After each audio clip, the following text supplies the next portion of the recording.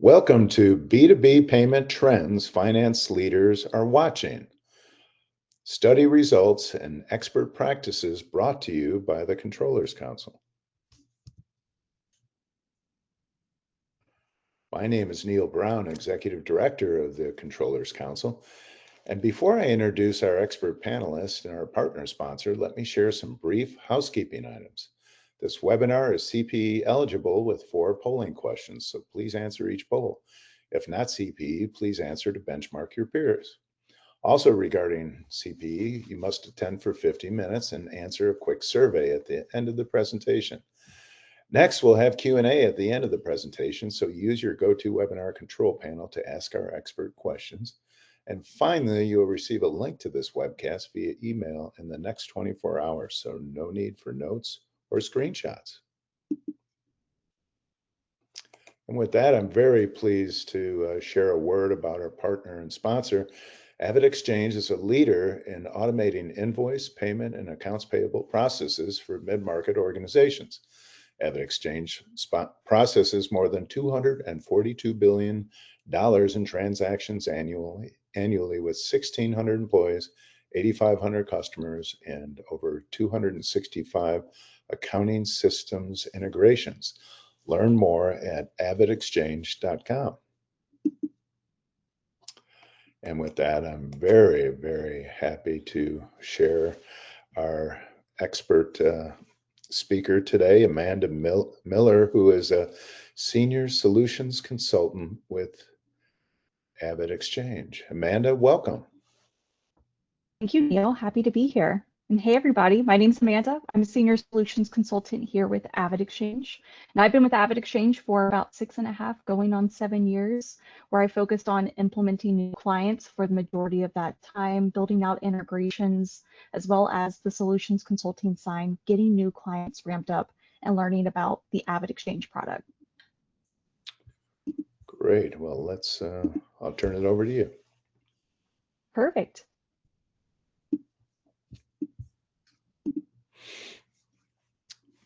You see the agenda? Oh, there it is. I can see it. All right, so here's today's agenda. We've got a couple different things that we're going to be going over. Primarily, we're going to be focusing on results that we received from our study of last year for these trends in market space.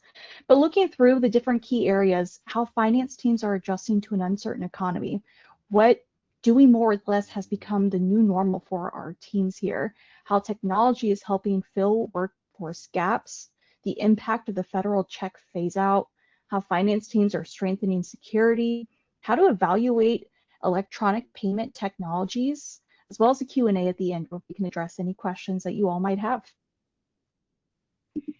Okie doke. Looking at the economic outlook, it's steady but shifting. So what we're kind of seeing in this space, how much change do financial professionals expect in 2026? The overwhelming majority expect moderate to significant changes, with about 87% responding to this. Really, it's a large chunk of finance professionals identifying the economic downturn or recession as their biggest concern. So where we're seeing top strategies to stay ahead of this is including reevaluating budgets, implementing hiring freezes, and these measures may be compounding the workload and pressure on finance teams too. So really, it's looking at this information. These actions help keep core plans intact, but also compounding the workload and pressure on finance teams. So we'll navigate to a quick poll to kind of go through this as far as what extent is your finance department being asked to do more with less? All right, well, let's launch that for our first poll.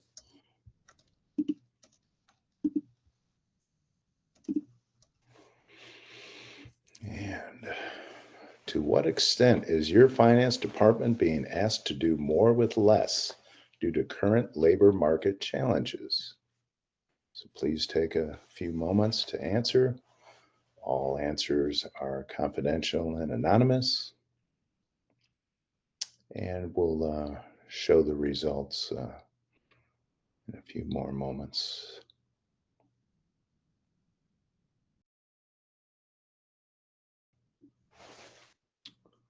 So our first of 4 polls here.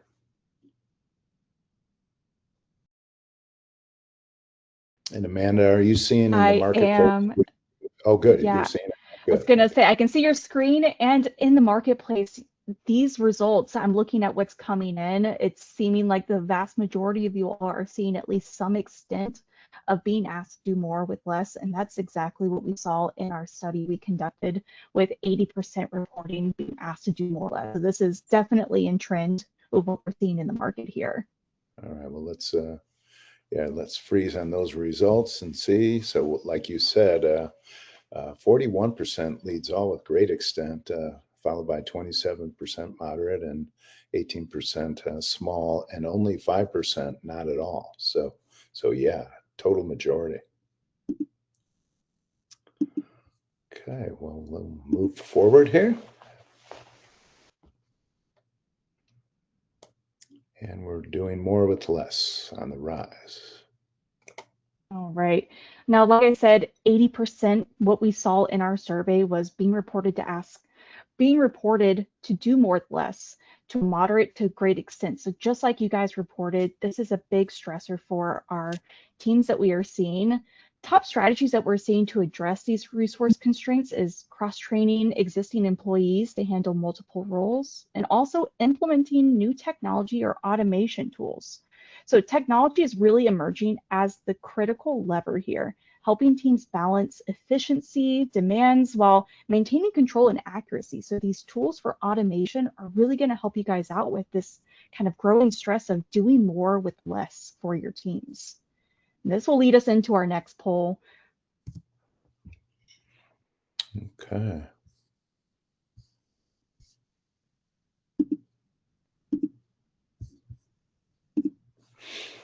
All right. How is your organization approaching its finance technology stack this year? So take a few moments. Again, confidential, anonymous.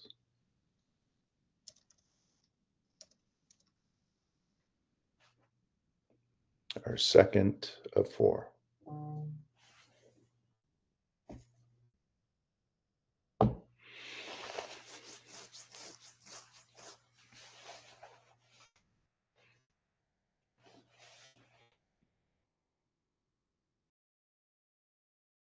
And it all corresponds to Amanda's presentation as well. Yeah. So it's neat to kind of compare the two.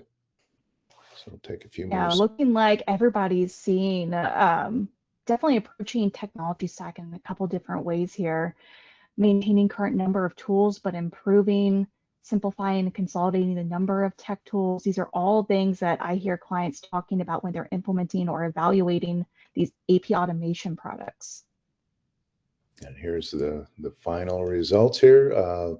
Maintaining current number of tools, but improving leads all at 32, but only slightly higher than expanding the number of tech tools at 25%, and then 20% simplifying and consolidating the number of tech tools.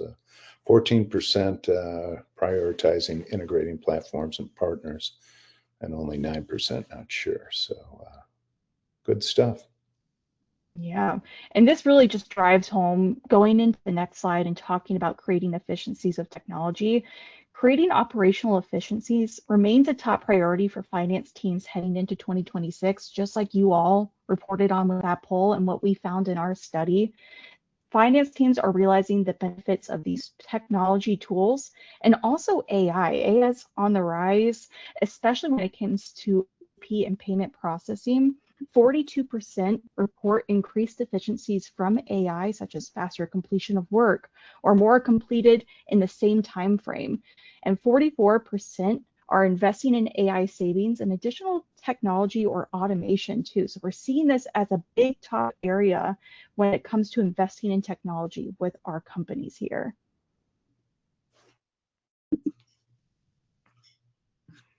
All right. Well, now we're into our third poll. This is rapid fire on the polls here.